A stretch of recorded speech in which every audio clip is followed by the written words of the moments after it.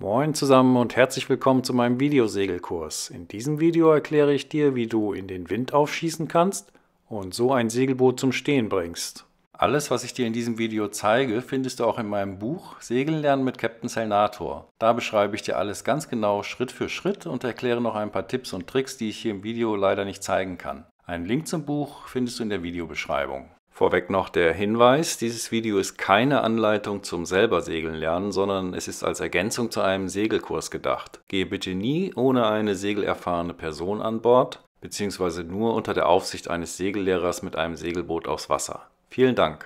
So, wozu brauchen wir den Aufschießer? Ein Segelboot hat keine Bremse. Wir können, wenn wir ein Ziel erreichen und das Boot dort zum Stehen bringen wollen, nicht einfach drauf zufahren und anhalten. Das geht nicht.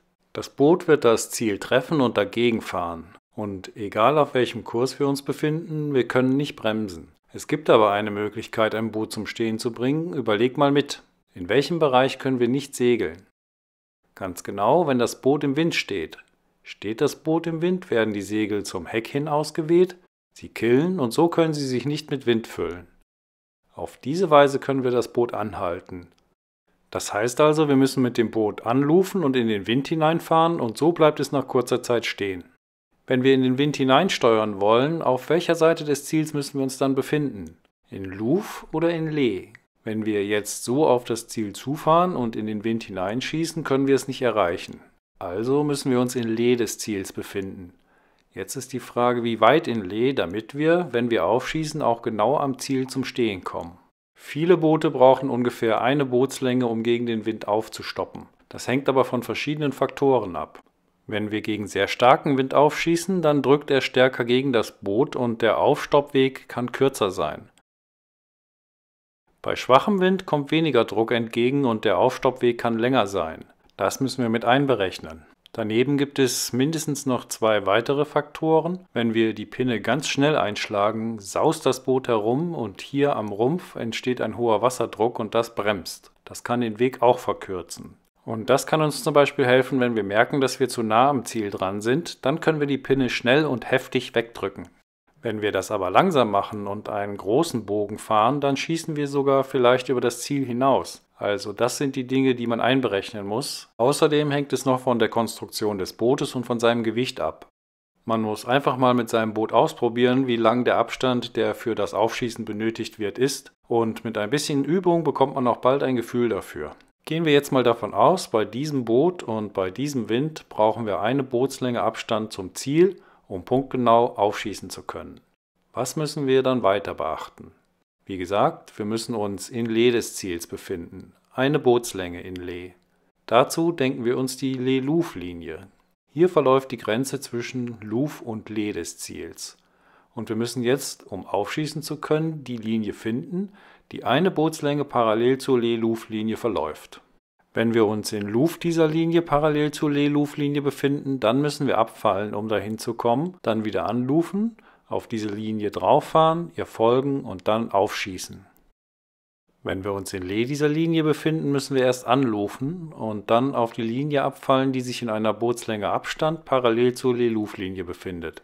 Wir folgen dieser wieder und können dann aufschießen. Wenn wir die Linie in einer Bootslänge Abstand in Lee parallel zur Lee-Luf-Linie gefunden haben, dann müssen wir ja irgendwann auf die Boje zusteuern, indem wir die Pinne von uns wegdrücken.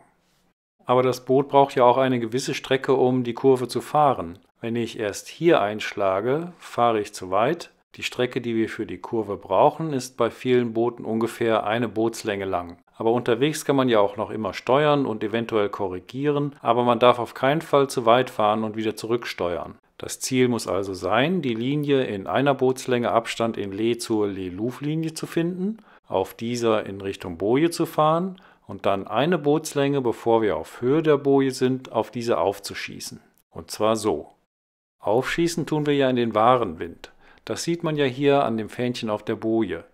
Der Wind bläst also von hier. Auf welchem Kurs wir auf dem Weg dahin fahren, das hängt von unserer Geschwindigkeit und der Windstärke ab. Also von wo der scheinbare Wind kommt.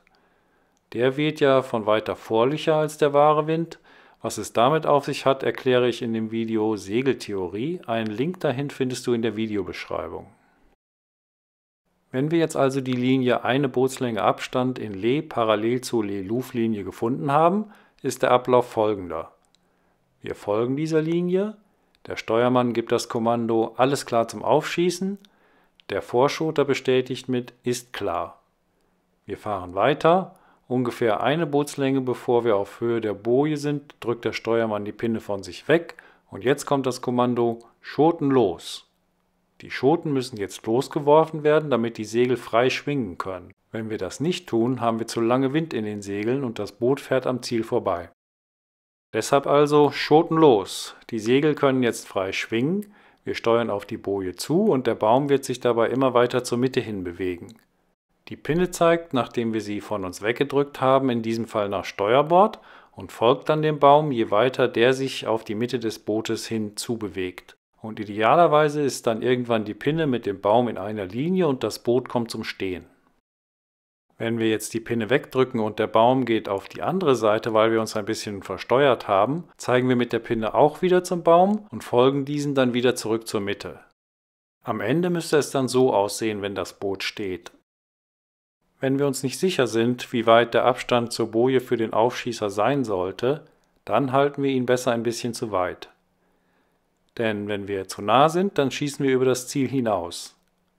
Das ist bei einer Boje jetzt erstmal weiter nicht schlimm, aber wenn wir das Boot an einem Steg zum Stehen bringen wollen und von zu nah aufschießen, dann stoßen wir gegen den Steg und Boot und Steg gehen kaputt. Also im Zweifelsfall lieber von ein bisschen zu weit weg aufschießen und wenn wir das Ziel nicht erreichen und schon hier stehen bleiben, dann stellen wir die Fockback. Der Wind drückt von hinten in das Vorsegel hinein, der Steuermann setzt sich um, drückt die Pinne von sich weg, das Boot fährt rückwärts und dreht sich dabei. Sobald wir quer zum Wind stehen, holen wir die Segel an und fahren vorwärts, wenden und versuchen es noch einmal.